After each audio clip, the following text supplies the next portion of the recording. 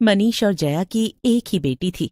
उसका नाम शीना था। वो दोनों शीना को अपनी जान से भी ज्यादा प्यार करते थे। शीना का 18वां जन्मदिन होता है और जैसे ही सुबह सुबह शीना उठती है तभी उसके माँ बाप उसे खुशी खुशी जन्मदिन की शुभकामनाएं देते हैं। जन्मदिन मुबारक हो मेरी बेटी, चुक चुक जियो। अब बस, ये चिकनी चुपड़ी बातों से नहीं मानने वाली मैं। जल्दी बताओ, मेरा जन्मदिन का तोहफा कहाँ है? वो तो घर के बाहर है। घर के बाहर? ऐसा क्या है? शीना जल्दी से बाहर जाकर देखती है तो उसके सामने एक सुंदर सी चमचमाती गाड़ी खड़ी होती है। शीना खुशी के मारे थैंक यू बोलती है। पर ध्यान से गाड़ी चलाना। अरे, आप चिंता क्यों करते हो? शीना बहुत खुश होती है और उसी दिन अपने दोस्तों के साथ घूमने निकल जाती है। शीना अपनी दोनों सहेलियों कविता और नीलम के साथ अच्छी सी जगह खाना खाने जाती है और उसके बाद वो ऐसे ही यहाँ वहाँ घूम रहे होते हैं। मुझे एक चाय की टपरी पता है, वहाँ बड़ी ही अच्छी चाय मिलती है। चलो, मैं तुमको वहाँ लेकर चलती हूँ। हाँ हाँ चलो। शीना अपनी दोनों दोस्तों को वहाँ लेकर जाती है। सब लोग गाड़ी के पास खड़े होकर चाय के मजे ले रहे होते हैं कि वहीं एक पीपल के पेड़ पर बैठी चुड़ैल की नजर शीना की नई गाड़ी पर पड़ जाती है। अरे वाह, ये तो कितनी मस्त गाड़ी है। इतनी सुंदर और कितना अच्छा रंग है इसका। लगता है एकदम नई है। उस चुड़ैल का ध्यान गाड़ी से हट ही नहीं रहा था। मरने से पहले उसके पास बहुत सी गाड़ियां होती हैं, इसीलिए उसे मरने के बाद भी गाड़ियों का बहुत शौक होता है। ये गाड़ी तो मुझे चाहिए। बस फिर वो चुड़ैल उन लड़कियों के गाड़ी में बैठने का इंतजार करने लगती है। जैसे ही शीना, कविता और नीलम गाड़ी में बैठते हैं, वो चुड़ैल भी डिग्गी में छुपकर उनके साथ चल देती है। उस दिन सब लोग बहुत थक जाते हैं और बस फिर शीना अपनी दोनों सहेलियों को उनके घर छोड़कर खुद भी अपने घर वापस आ जाती है। वो गाड़ी को घर के बाहर अच्छे से पार्किंग में लगा देती है और घर के अंदर चली जाती है। अरे बेटी, आ गई तुम। कैसा रहा जन्मदिन? बहुत अच्छा पापा, आज तो बड़ा ही मजा आया और हम लोग आखिर में मेरी फेवरेट जगह चाय पीने भी गए थे। ये तो बहुत ही बढ़िया बात है बेटी। वैसे तुमने गाड़ी अच्छे से बाहर लगा दी है ना? कहीं ठोक वोक तो नहीं दी ना? अरे माँ, मैंने गाड़ी बहुत अच्छे से चलाई है और आराम से बाहर लगा भी दी है। ठीक है बेटी, अब तुम काफी थक गई होगी तो चलकर सो जाओ। जी माँ। उसके बाद सब लोग सोने चले जाते हैं और सबके सोने के बाद चुड़ैल गाड़ी की डिग्गी से बाहर आती है। सच में कितनी सुंदर गाड़ी है। इसको चलाने में तो बहुत मजा आएगा। चुड़ैल बस फिर गाड़ी में बैठ जाती है और गाड़ी लेकर निकल पड़ती है। रात को सड़कें लगभग खाली ही पड़ी होती हैं और चुड़ैल मजे से गाड़ी चला रही होती है। मरने से पहले मुझे गाड़ी चलाने का कितना शौक था। मुझे अपनी गाड़ी इतनी प्यारी थी, कभी सोचा ही नहीं था वही गाड़ी मेरी जान की दुश्मन बन जाएगी और उसी से एक्सीडेंट होकर एक दिन मैं मर जाऊंगी। देखो ना, आज चुड़ैल बनकर कैसे भटक रही हूँ, पर अफसोस का अब कोई फायदा नहीं।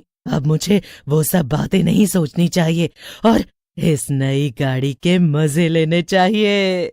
चुड़ैल शीना की गाड़ी को लेकर सड़कों पर यहाँ से वहाँ घूम रही होती है। चुड़ैल सड़कों पर गाड़ी चलाती रहती है और किसी को कुछ पता ही नहीं चल पाता।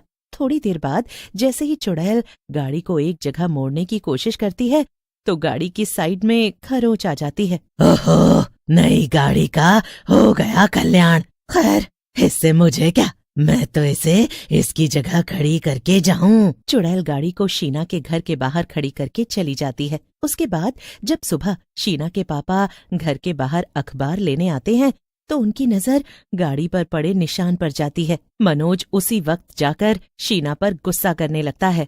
अरे पापा, पर हुआ क्या है? आप क्यों मुझ पर चिल्ला रहे हो? क्या हुआ है पूछ रही हो? तुमने नई गाड़ी पर इतना बड़ा निशान मार दिया और ऐसे बोल रही हो जैसे कुछ पता ही नहीं। निशान? कौन सा निशान? हे भगवान, मेरी नई गाड़ी पर कौन सा शीना जब अपनी गाड़ी देखती है तो उसे बड़ा ही दुख होता है और उसे गाड़ी की चाबी भी नहीं देते। शीना बेचारी उदास मन लेकर ऐसे ही पार्टी में चली जाती है। शीना के जाने के बाद चुड़ैल फिर से उसके घर के बाहर आ खड़ी होती है। चलो बढ़िया है जो गाड़ी यहीं पर खड़ी है। आज तो मैं सोच रही हूँ क्यों ना किसी दूसरे शहर जाकर घूम कर आया जाए। कितना मजा आएगा। मैं तो जब से चुड़ैल बनी हूँ यहीं की होकर रह गई हूँ। बस फिर चुड़ैल गाड़ी में बैठती है और निकल पड़ती है। इधर चुड़ैल गाड़ी लेकर शहर से बाहर निकल जाती है और मजे से घूम रही होती है, और उधर शीना इस सब से बेखबर अपनी पार्टी एंजॉय कर रही होती है। रात काफी हो जाती है। तभी जया की एक बार आंख खुलती है, इसीलिए वो छज्जे पर जाकर एक बार देखने लगती है। पर जब वो नीचे देखती है तो उसे अपनी आंखों पर यकीन नहीं होता। जया जल्दी से मनोज को जाकर उठाती है और उसे गाड़ी के बारे में बताती है।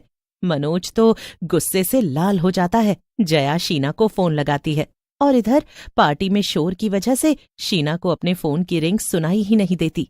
लगता है उसे शोर में आवाज ही नहीं आ रही। जब आएगी तब उससे बात करेंगे, अभी कोई फायदा नहीं। चुड़ैल गाड़ी को 3-4 बार ठोक चुकी होती है, पर आखिर में तो वो हद ही कर देती है। उसके सामने से एक लड़का साइकिल लेकर जा ही रहा होता है कि चुड़ैल अपनी गाड़ी सीधा उसकी साइकिल में घुसा देती है। बेचारा लड़का दूर जाकर गिरता है और उसको बहुत चोट भी आती है। ये मैंने क्या कर दिया? इसको तो बड़ी चोट आई है, मुझे इसकी मदद करनी चाहिए। चुड़ैल जल्दी से उस लड़के को बेहोशी की हालत में हॉस्पिटल लेकर जाती है और उस लड़के को हॉस्पिटल के बाहर लेटा देती है। उसके बाद वो फटाफट गाड़ी में बैठकर गाड़ी को शीना के घर के बाहर वापस से खड़ी कर देती है और फिर वहां से गायब हो जाती है। चुड़ैल के गायब होते ही शीना घर पहुंच जाती है और वो सीधा जाकर सो जाती है। सुबह होते ही दरवाजे की बेल बजती है। मनोज जाकर देखता है तो सामने एक पुलिस वाला खड़ा होता है, जिसे देखकर मनोज हैरान हो जाता है। हाँ भाई, ये गाड़ी रात को कौन चला रहा था? तुम? नहीं, मेरी बेटी। पर क्या हुआ? ओह अच्छा, तो जरा बाहर बुलाइए अपनी बेटी को। अरे पर हुआ क्या है? इस गाड़ी से कल रात को एक लड़के की मौत हुई है। पुलिस वाला शीना की एक बात नहीं सुनता और उसे थाने लेकर जाता है।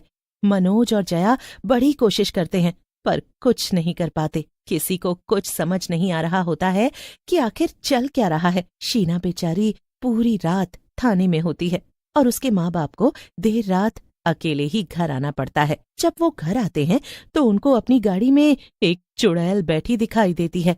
अरे तुमने तो मुझे देख लिया। हाँ, वो मुझे गाड़ी का बहुत शौक है ना, इसलिए मुझे तुम्हारी बेटी की गाड़ी बहुत पसंद है। तो बस रोज रात इसे ले जाकर थोड़ा घूम लेती हूँ। मतलब कल रात तुमने ही उस साइकिल वाले लड़के को मार डाला?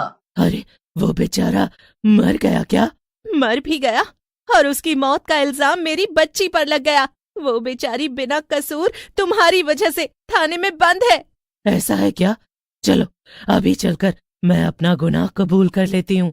चुड़ैल उसी वक्त गाड़ी में मनोज और जया को बैठाकर थाने जाती है और हॉर्न बजाने लगती है। जब पुलिस वाला बाहर आकर चुड़ैल को देखता है तो उसकी आंखें फटी की फटी रह जाती हैं। घबराओ मत, मैं तो अपना गुनाह कबूल करने आई हूँ। दरअसल मुझे ये गाड़ी चलाने का बहुत शौक है। कल भी मैं ही इसमें घूम रही थी और अचानक वो लड़का गाड़ी के सामने आ गया। मैंने उसे गाड़ी में डालकर हॉस्पिटल के बाहर भी छोड़ा, पर वो बच नहीं पाया। मेरी सजा यही है कि आज के बाद मैं कभी किसी भी गाड़ी को हाथ भी नहीं लगाऊंगी। बस फिर पुलिस वाला शीना को छोड़ देता है और वो अपने माँ बाप के साथ घर चली जाती है। उसके बाद चुड़ैल भी वहां से चली जाती है और कभी किसी भी गाड़ी को हाथ तक नहीं लगाती।